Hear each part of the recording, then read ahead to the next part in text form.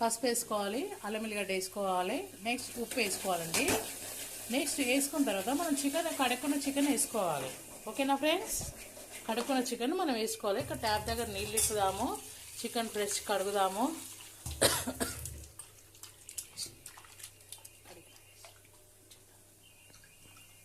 Water లేకుంటే వేసుకోవాలి friends.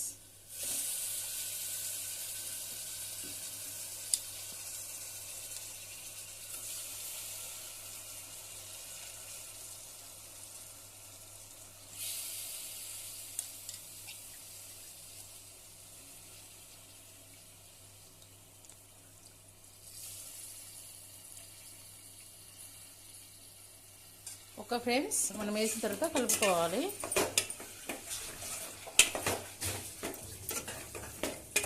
Wow, మంచి స్మెల్ వస్తుంది ఫ్రెండ్స్.